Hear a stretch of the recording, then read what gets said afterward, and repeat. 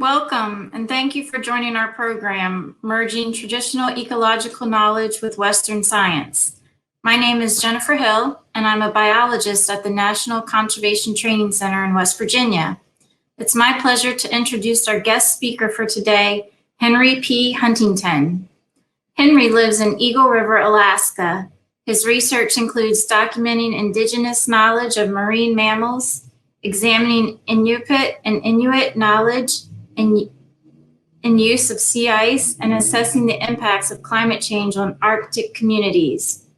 Henry has been involved in several international research programs, was co-chair of the National Academy of Sciences Committee on Emerging Research Questions in the Arctic, and a member of the Council of Canadian Academies panel on the state of knowledge of food security in the North. He also works on evidence-based conservation of the Arctic marine environment. Henry has made many long trips in the Arctic by dog team, small boat, and snowmobile. So with that, welcome, Henry.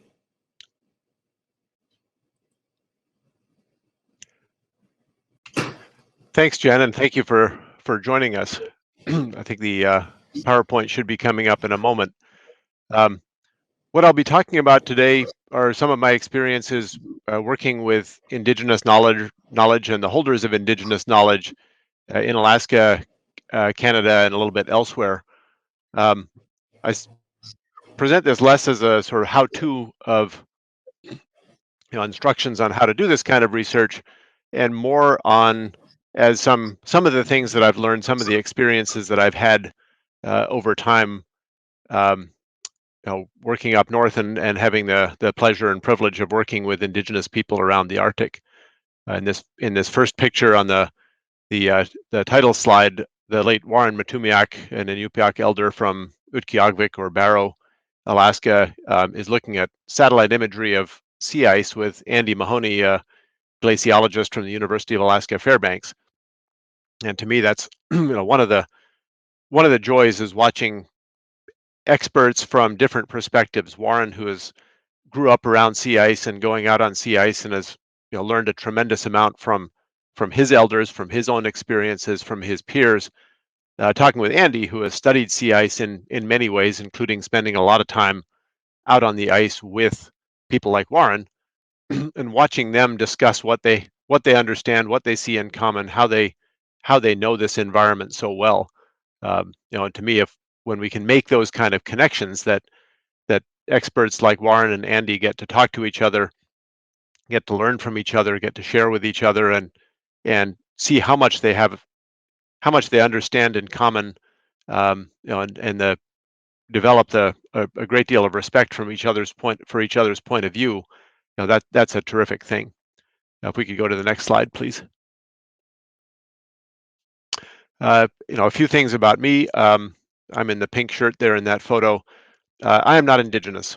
I grew up in Massachusetts, came to Alaska after college, and then somewhat by intent, somewhat just by happenstance, found myself working with Indigenous communities, starting with the Iñupiat up on the North Slope, and then with the Yupik on St. Lawrence Island. This is on St. Lawrence Island in the village of Savunga, looking at a map of the island and discussing various aspects of sea life around the island. I've spent over 25 years studying Indigenous knowledge in various ways, and working with holders such as those in the photo here. George Nunguk on the right, Chester Nunguk without the hat, in leaning over the table on the far side, and so on. And of course, I still have a great deal to learn. I'm constantly learning from the people I talk with, but also from other scholars and those engaged with Indigenous knowledge from the Western scientific or management side of things.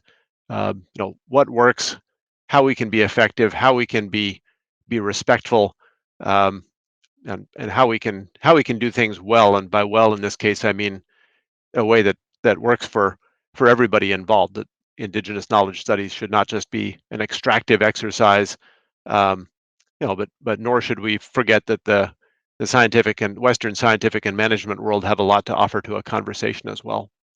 Next slide, please. So the term Indigenous knowledge gets used. There are a bunch of other, I'd say, near synonyms. Traditional knowledge, traditional ecological knowledge. Sometimes, local is thrown in, local knowledge or local and traditional knowledge. Native science. In Nunavut in Canada, the term Inuit Kayamai Tukangit is used, referring to things that people have know to be true. All of these terms are a little different. I would say they're not perfect synonyms. Which term is appropriate may depend on the circumstances and so on. For the purposes of this talk, I'll use Indigenous knowledge. In the settings in which you work, that may be something to discuss with the knowledge holders, how they like their knowledge to be referred to. What they have in common is that this is a system of knowledge that's gained by experience, being out on the land, being out on the water, paying attention, looking, and then sharing information among members of a community. So it's more than just individual knowledge. This is knowledge that's built up over time by a community, and shared in ways that are different from the sort of Western education. You're not going to say, well, 9 o'clock Monday, Wednesday, and Friday we're going to have Indigenous knowledge class and you'll learn things. Sometimes it's not even made explicit. I've had people say, well, nobody taught me, I just learned. Oh, okay, how'd you learn? Well, I learned by going out and following my parents, my grandparents, my aunts and uncles. Okay, so they may not have stopped and said, okay, the lesson for the day is, but that transmission by example, by following people out, is important. Indigenous knowledge can also be shared through stories, through songs, through dances, through artwork. There are lots of ways to convey that information, and it's important to remember the ways that information is held and transmitted. It's often easy from the outside to think of Indigenous knowledge as something that's sort of comes by either by osmosis or in some way that we can't really articulate. But when you talk to Indigenous knowledge holders, often there are specific ways of trying to make sure they remember things clearly, specific methods of learning and so on. And there's a great system, even if it's not made explicit in the way that say Western education theories are. We can move to the next slide, please. So Indigenous knowledge can be seen in many ways. First and foremost, it's lived experience. When Indigenous knowledge is developed and perpetuated for the purpose of helping people live their lives in ways that are productive. You can feed and clothe your family and your community in ways that are just. Many aspects of Indigenous knowledge have to do with proper relationships and ethical behavior among people and their environment and so on. And so I think it's important to remember that first and foremost, Indigenous knowledge exists for the benefit and good of the communities themselves. It's also important to remember that Indigenous knowledge is intellectual property. This is knowledge that people have developed for their purposes, for their use, and it belongs to them. And I heard this in a talk once. The speaker was talking about, say, herding practices. And for academics, it could be very interesting to say, well, what are your husbandry techniques? How do you manage the herd? What do you do? But he likened it to going to the Coca-Cola company and saying, hey, I'm really curious, what's your formula? And of course, Coca-Cola is not going to tell you that. That's their intellectual property and their closely guarded secret. For the Indigenous herders, many of the aspects of how they manage their herd really fall in that same category. These are their trade secrets. These are their private ways of doing things. And to assume that anything we're curious about is fair game for someone like me to come in and document and tell the world, we're ignoring the intellectual property aspects of Indigenous knowledge. Indigenous knowledge also provides us an opportunity to collaborate through sharing. In many Indigenous communities, sharing is a primary value, and the ability to share and to work together through sharing is important. And so, again, a respectful use of Indigenous knowledge a recognition that sharing is a two-way street, and we all have things to learn from each other, can provide the basis for a good relationship and a good collaboration. When we get to management itself, applying that knowledge in various ways, then it's important that people have felt engaged and felt listened to and feel like they're part of what's going on. None of us likes to be told what to do, especially if those rules or directions seem arbitrary or don't really make sense to us. Even if we don't like the outcome, we're likely to feel a little better about it if we feel like our views, our knowledge, our understanding, our perspectives have really been respected and attended to during the process of making decisions. And so I think there are some opportunities here to improve the collaboration with managers, the recognition of the necessity of some management measures and so on. And so again, using Indigenous knowledge can be a benefit in many of these ways. Next slide, please. So why pay attention? Well, there are lots of things that we can learn. One, corroboration of findings. Imagine that in a community in northern Alaska, we hear that a bird has been seen for the first time. That sounds interesting if there's a real range expansion of that bird. But how do we know? I mean, it may be that the latest school teacher is a member of the Audubon Society and the first one who's known to call in to somebody and tell them that they've seen a bird in this area. Well, if we ask the local folks, is there a name for this bird? If there's an Indigenous name for the bird, chances are people are familiar with it, and maybe it's not such a new thing. If they say, boy, that's a strange one to us too, that can give you some extra confidence that this really is a new phenomenon. We can get new insights. I was doing a study in Western Alaska, my first study of traditional knowledge. We were looking at beluga whales and had a group of elders sitting around the table, and the conversation moved in the direction of talking about beavers. And I thought, okay, this is fine. I mean, they're mammals, they swim, they start with the same two letters, but kind of off topic here. And one of the elders saw me looking confused and said, well, do you see the connection? I said, well, no. He said, well, thing is, the beaver populations have been increasing around here. They're damming up the streams that flow into the bay. Those are the streams where the fish spawn, and the fish are the ones the belugas eat. So changes to fish spawning habitat, changes to fish, the beavers could be having an effect on where the belugas go and what they do. And when he'd explained it, it seemed clear as day, but I really think very few of us, looking at beluga whales would have thought, gee, I really need to make sure I ask about beavers as well. And so making those kind of ecological connections or ecosystem connections is something we can gain from Indigenous knowledge as well. New directions for research. A colleague had looked at some of the reports from Indigenous knowledge about changes in lichens in the Arctic, and they didn't really match what the scientific surveys were finding. And I'll get back to this later with an example of a case where what Indigenous knowledge is saying and what the instrumental record is saying are different. But this can point us in the direction of trying to dig a little deeper. I mean, are we talking about lichen biomass? Or are we talking about number of species of lichen? Are we talking about different areas? Are we looking at this in different ways? How might we look at this to understand? And I think any history of science will tell you that some of the big interesting gains in science have been when we have conflicting answers and need to find a new way of looking at things to resolve that kind of conflict. And I think the same is true here. Again, as I mentioned, engagement and management, greater involvement of local residents can really help. The International Whaling Commission had been fussing about the bowhead whale quota for Alaska natives and the question of how the bowheads migrate around St. Lawrence Island and the northern Bering Sea.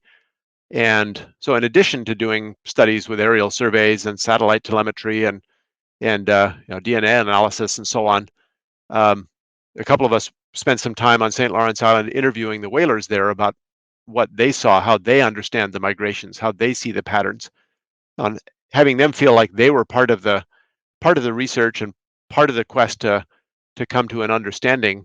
I think helped a great deal in making them feel like this wasn't some decision being made somewhere else without involving them at all, but something that did involve them.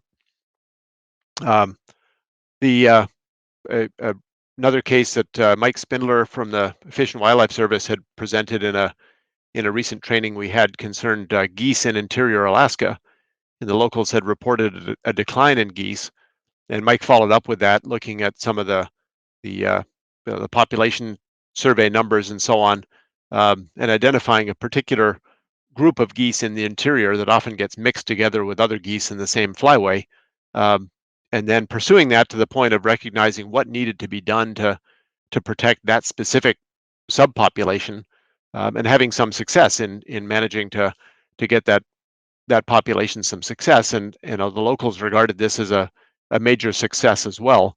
And Mike was very, very quick to give credit to the locals for pointing out what was going on in the first place. And he then worked throughout the flyway, through many states, many provinces, identifying the full scope of the problem and what should be done. Next slide, please. So Indigenous knowledge and scientific knowledge, of course, are not identical. There are many similarities. There are many differences as well. The similarities may be most apparent when we talk about observations. We're looking at the same thing. We're using the same senses, and often we can find agreement. We're seeing more salmon or fewer salmon. We're seeing a change in the timing of snowfall or something else going on. There may be some differences in which senses we use. Sight is obviously a very important one in science. It's important in Indigenous knowledge as well. Taste and smell may not feature as much in science as they might in Indigenous knowledge, but nonetheless, these are observations that we can see together, we can share together, we can spend time in the field together and be looking at the same thing, and can often agree on what it is that we're seeing. When it comes to interpretations, sometimes we don't agree so much on what's going on or what the cause is behind some of these changes. And this is one of the big differences with Indigenous knowledge, is there's often a component of spirituality or intention. Is the natural world trying to tell us something? A forest fire in the Western sense is a matter of physics and chemistry of combustion and airflow and fuel and so on, moving over a terrain. In some Indigenous views, at least, fire is a sentient force that is making decisions and making choices of its own. We may still see the same pattern of a fire burning up a hillside. We may be interpreting it very differently. Similarly, with explanations and also the actions that we might take, we might agree that, say, salmon have become fewer in a particular river. From a Western science point of view, that may suggest that we should harvest fewer because there's some threat to the population. In some Indigenous worldviews, the salmon are responding to human action, and if we're not showing respect to the salmon by harvesting the ones that offer them to us, they may go away. And so we may have the same observation that there are fewer salmon, but have a very different conclusion about what we should do. We should harvest fewer because we should give them a chance to recover, or we should harvest more to show our respect and hold up our end of that relationship. And it's important not to gloss over those differences. It's very easy to say, well, gee, we've all agreed that there are fewer salmon, so perfect, everything's set. Well, there may be a whole lot more going on than just the observation of the numbers, or similarly with snowfall or weather patterns or things like that. Next slide, please.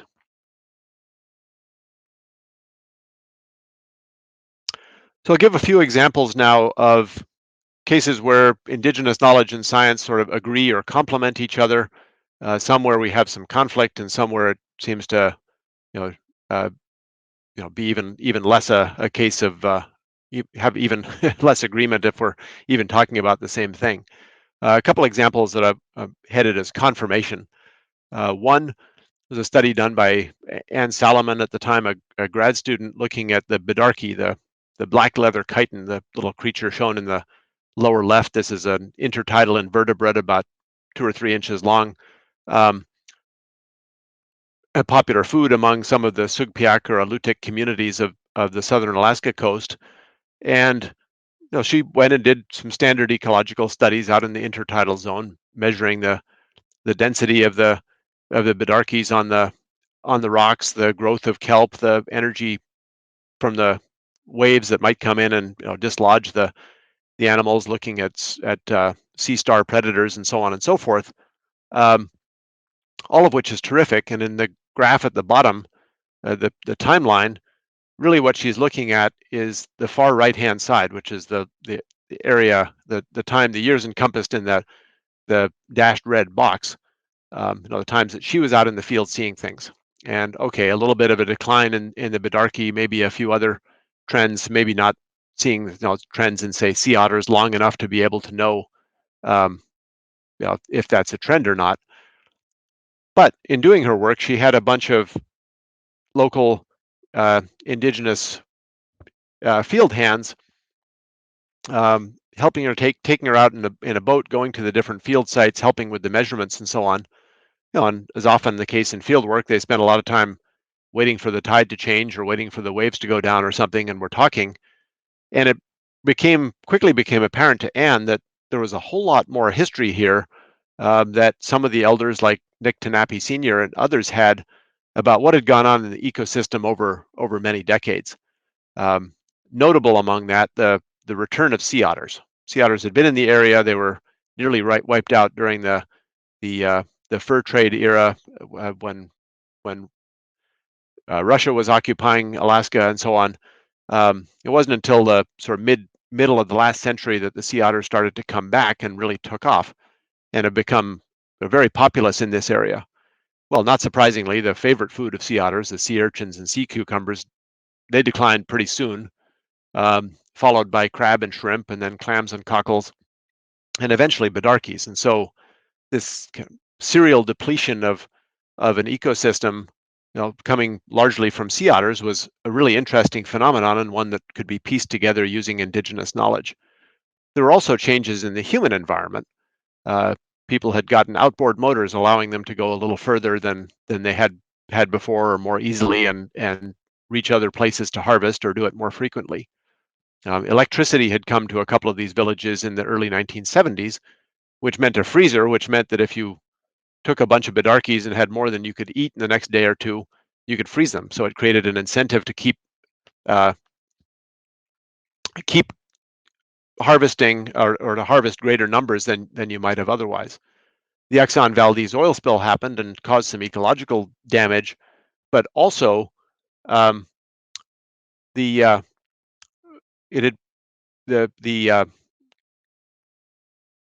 money that had come in for people responding to the spill and so on had put a lot of cash in people's pockets, which meant more people bought boats. So you had now had more boats going, more people able to get out, and so the human pressure on the resource had also increased. And so the combination of all of these things gave us a much richer and longer look at what was going on in this ecosystem, and a much richer view of what was happening with bidarkies as just the latest in a series of depletions, rather than something completely isolated and limited to a couple of years of the field work she was doing. Next slide, please. Another example of confirmation, a couple of colleagues have done a couple studies looking at polar bear, Indigenous knowledge about polar bears in western and northern Alaska. And that's, again, provided a rich amount of information about behavior, about abundance, about denning patterns, things like the number of cubs seen. How many do you typically see? One cub with a mother bear, or two or three? What might that tell you about population dynamics and health and the ecosystem? What body condition are they in? What does that tell us about diets? Of course, polar bears get a lot of attention these days with declines in sea ice and a lot of concern about the well-being of polar bear populations over time. But the connections aren't always obvious or as clear-cut as we might think. That the bears in northwestern Alaska seem to be in many cases fat and happy, even though we're seeing a large decline in sea ice. So trying to understand what's going on and really what that relationship is, both short-term and long-term, is important. As was the case with the Bedarkey study, the depth of information you can get over time is very important. Sure, biologists have been studying polar bears for a long time too, but there aren't enough biologists to be out on the land all along the northern and western coasts, year round. And so we have people who are out there hunting for seals, hunting for birds, going out on the land, seeing polar bears at different times of the year in different places and so on, and seeing some of those changes. A reduction in the number of marine mammal carcasses washing up on the beach reduced the scavenging opportunities for bears, and that may be a factor in the increasing number of bears seen coming into villages. Now, if the bear is wandering along the coast and comes across a walrus carcass, settles down and eats for a while, fine, it may just stay there. If it doesn't, it may keep going until it shows up in a community. The dump may be attractive. People may have freezers outdoors that smell good, have something that smells good to a polar bear, and we could have a problematic interaction in a community. And so trying to understand all of those dynamics is important, and the Indigenous knowledge studies were, I think, really helpful in doing so. Next slide, please. Now, as I mentioned, things don't always agree. I gave the example earlier about lichens. A colleague of mine, Shari Fox, had done research on Baffin Island with Inuit talking about changes in weather. And they had talked about the changes in wind direction, the prevailing winter winds, the changes in variability and so on, also changes in wind speed. And Shari thought it'd be interesting to then look at the instrumental record and see how that compared with what Inuit were saying. Now, the instrumental record was available from the local airport, the weather station at the local airport, and she and a couple meteorologists went through that and examined that, and for the most part found that it really did not match what the Inuit were saying. You'll see it says disagreement in 3 places on the slide. The change in the variability says agreement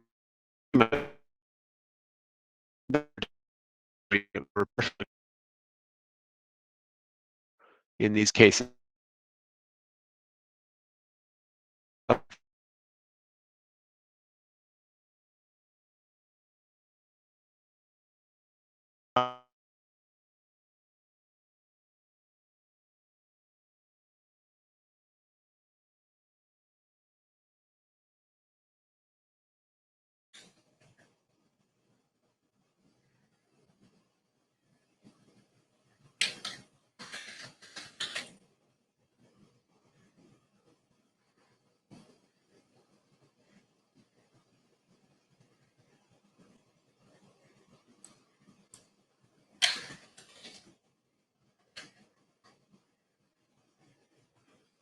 Hey folks, it appears that we've lost connection with Henry. So give us a second and see if we can try to get him back on board here.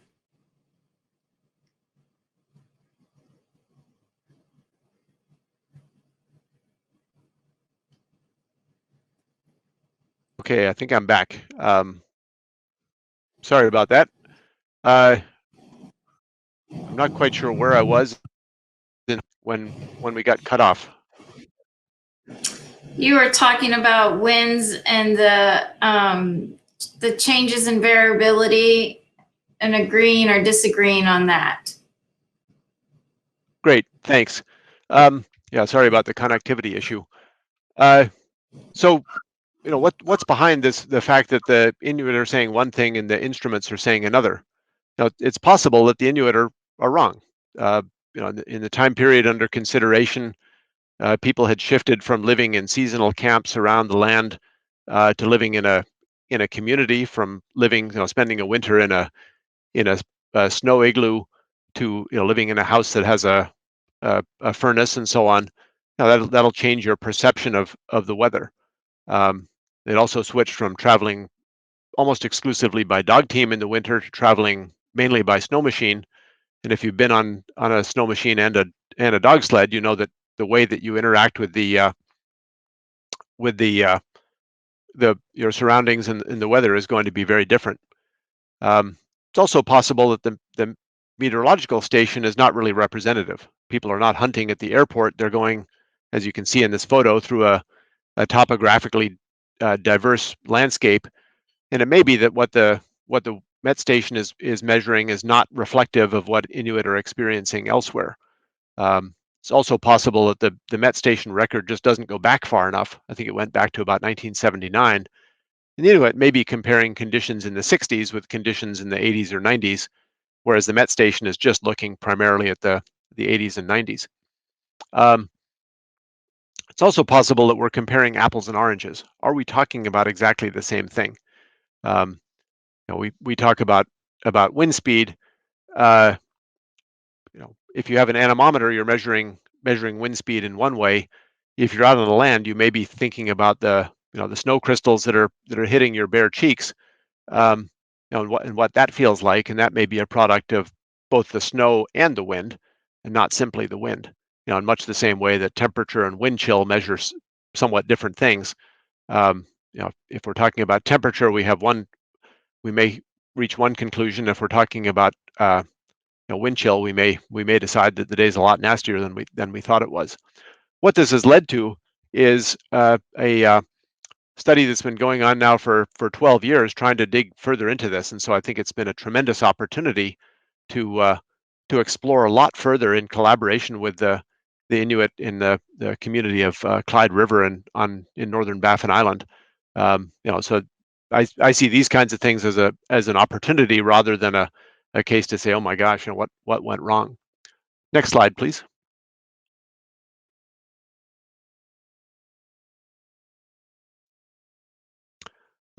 Things don't always line up.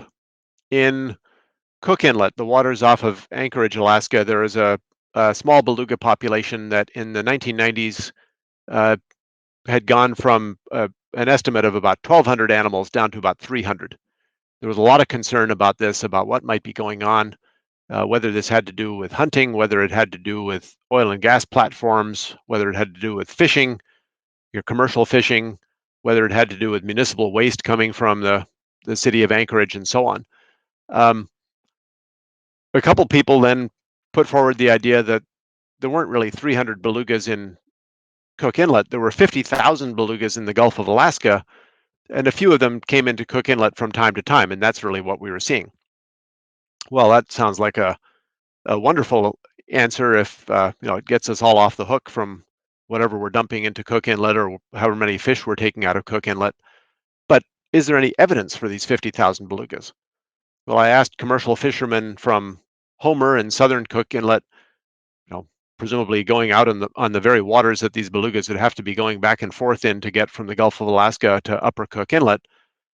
They said they had never seen belugas down there. I asked people in some of the native villages, the ones where we'd done the Bidarki study in southern Lower Cook Inlet, whether they saw belugas at all, and no, they said they really didn't. And so it became this question of, is this 50,000? Does this come from anywhere? Is this, can we consider this to be Indigenous knowledge because an Indigenous person said it? Or is it somewhat speculation? Or is this just a fantasy that somebody's spinning for other purposes? As I mentioned, there were some interests who were quite keen on this and seized on the idea that, oh, there were 50,000 belugas. There's no problem. We don't need any ESA findings, listings, or any restrictions. Let's just carry on business as usual. In this case, I think, just an easy acceptance of what somebody said, would have been a mistake. And I mention this just because I think we have to be careful not to treat Indigenous knowledge as, absolutely always correct in all circumstances, but we need to approach it with the same approach we take to any form of knowledge. Certainly respectful of those who hold it, but not regarding it as flawless in every case. Next slide, please. So a few things about, some things that I've picked up over the years that may be helpful.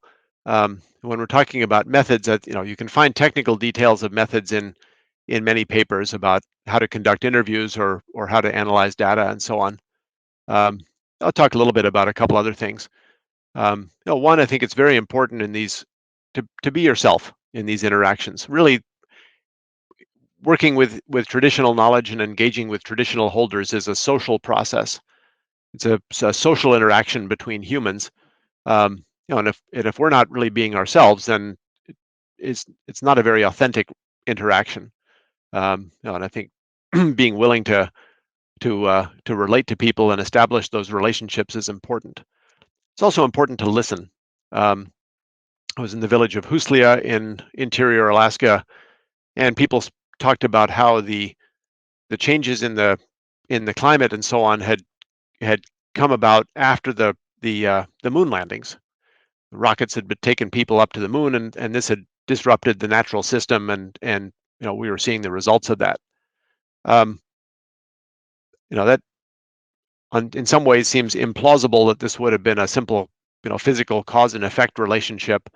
It seemed to have elements of sort of the hubris of people doing what they shouldn't. The moon is important in Athabascan cosmology. It's not a place for humans to go, so we were kind of going beyond our bounds and doing things that perhaps we shouldn't. And maybe that had caused some disruption in the relationships that we have with the environment.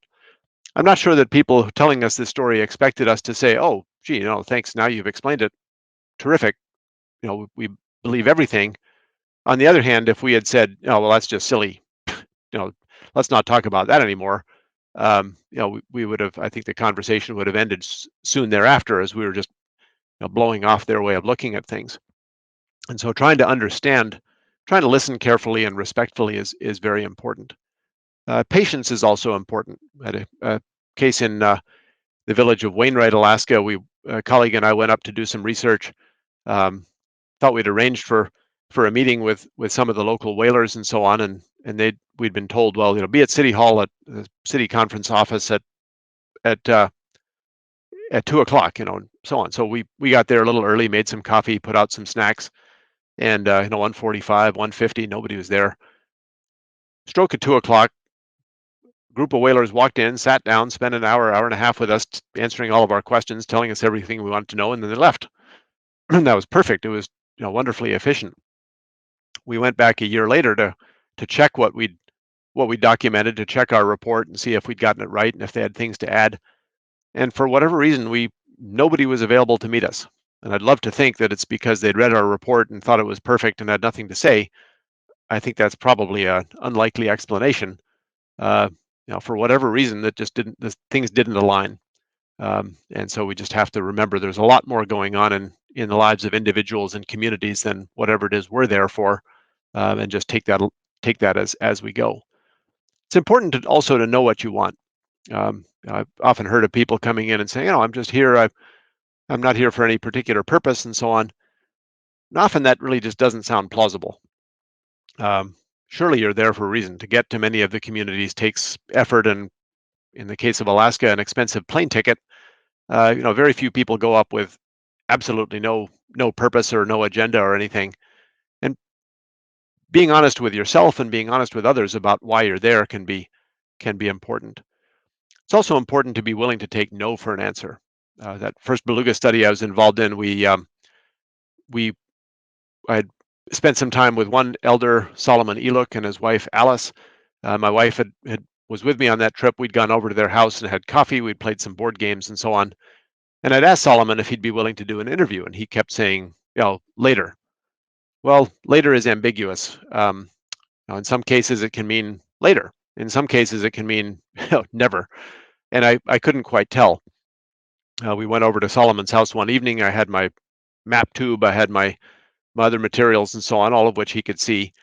And we spent about 10 minutes sort of in a fairly stilted conversation and so on. And I wasn't going to bring it up. I knew he could see that I had my materials. And I think he was just sort of waiting for me to say, and putting someone in a position of saying no can be very difficult in many Indigenous cultures. And finally, Solomon said, well, hey, do you want to play a game? And I said, yes. And all of a sudden, everything relaxed. He then offered us a cup of coffee, and we spent several hours playing this game. And to me, it was important that if he was not willing to participate in the interview, didn't really want to push him about it. I don't want to have the reputation of being someone pushy. I'd much rather have the reputation of someone who is willing to take no for an answer. Next slide, please. A lot of talk now about partnerships. You may have heard the term co-production of knowledge, referring to people working together to develop things all the way from the start. What are we looking at? What are our questions? Why are we looking at these things through methods and through analysis and understanding, and interpretation. As we do this, I think it's important to understand what our motivations are and what we're looking for. In that beluga whale study I mentioned in the Norton Bay communities, I documented a great deal of information about the fish in the bay, and I thought it was really interesting. I went back to check with them about the draft report and the maps that we'd prepared, and they said, "Oh well, we're commercial fishermen, and these are our secrets, and we don't want that in the report." And it wasn't until that moment that I'd realized how attached I was to my own to these data and how cool I thought it was, and it was a sort of gut check moment of thinking, "Oh my gosh, but this is all so cool," and then taking a deep breath and saying, "Okay, my study is about beluga whales. They're talking about the fish. We can work with this. What we'll do is we'll say that they have a lot of knowledge about fish, but we're not putting the details in here. But we will provide the details about the belugas." That was an eye opener for me in terms of my own motivations and what I was looking for. Similarly, we need to understand the motivations and constraints and priorities of our partners as we're working together. We also need to think about how we share power and what we can't share. How much leeway do we give people and give our partners, or how much do they give us in determining the scope of the study or the kinds of questions or how we interpret things? That study about bowhead whales on St. Lawrence Island, we had talked about in the methods. We had said, well, one of our ethical considerations was that if there was information the communities considered harmful to their interests, we'd leave that out. And a reviewer said, well, sure, but what if they're all saying that the whales are decreasing, whale population is decreasing, and this would be harmful to them in terms of the regulations they're under. Would you just leave that out? And we had to stop and think, well, actually, we have to be careful that we maybe what we're really saying is we would leave out information that is harmful to the community and otherwise not relevant to the conclusions of the study. And we don't want to be guilty of misdirection by omitting information. And so we have to think carefully about what it is we're really promising and what we can promise. Also think about what we expect from ourselves and our partners. The Alaska Beluga Whale Committee is a co-management organization in Alaska. I'd done a study some years back of how that process works and what the members thought about it. And one of the things that we heard repeatedly from members of the committee that they really liked was that people were accountable and were held accountable. If somebody had been given some money to do a study and came back the next year and said, I haven't gotten around to writing the report, I'll have to send it to you later, that would be the last they got from the Beluga Committee. They were expected to come back and deliver results to the committee. By the same token, the members of the community from the hunting communities, the members of the committee from the hunting communities were expected to be there with information from their communities, be there on time, participate in all the meetings, and holding themselves to those high standards, really created something that everybody looked at with pride. That was important to recognize. It's also important to talk about how we're going to deal with setbacks. If we read many of the accounts of studies involving these kind of partnerships, the published account makes it sound like it was all sweetness and light the whole time.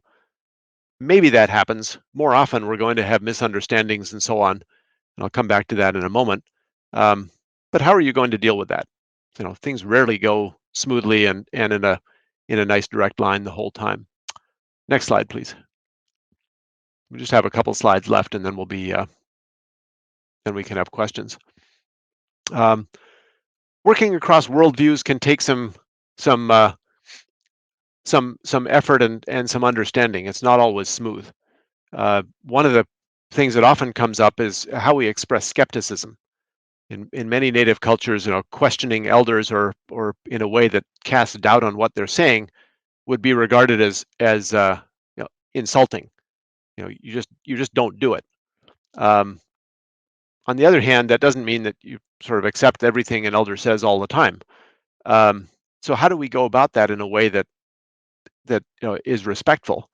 And I've thought about this in terms of interactions among scientists. If I present a study and say, well, here's what I found, and a fellow scientist says, yeah, that's nice. No, they're not missing scientists would be the probe question. How do you know this? What do you think?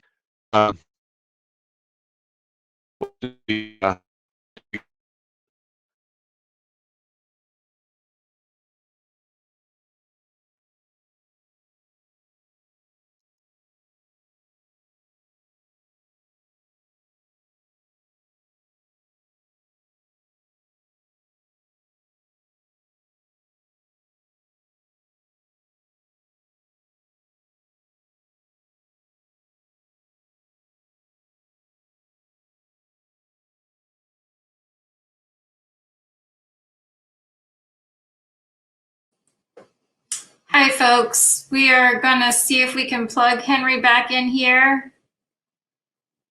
Get him going again. I see the headlines now.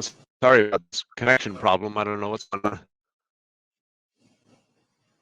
It happens at the best of times.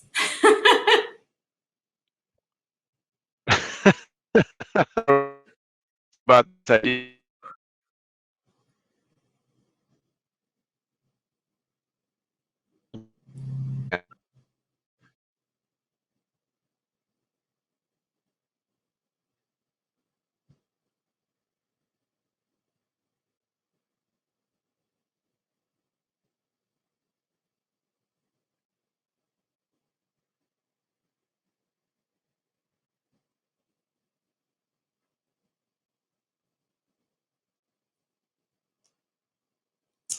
All right. It looks like Henry may have dropped off here for good. We'll give him a minute to see if he can reconnect.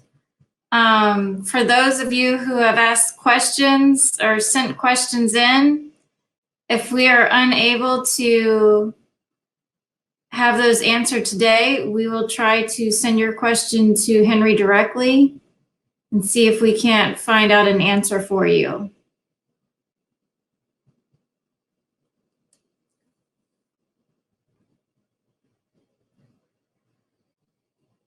Looks like if you've sent in a question, maybe send in your email address as well. That way we are able to reach out to you directly with Henry and get your question answered.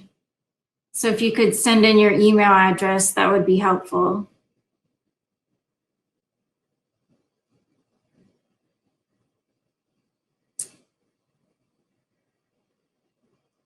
I think we'll try to give him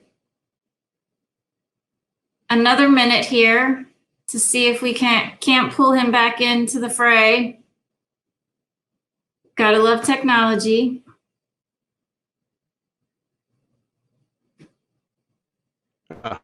Am I back? You're back.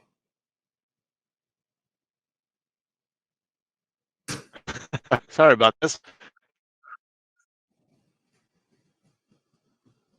It's okay. It happens.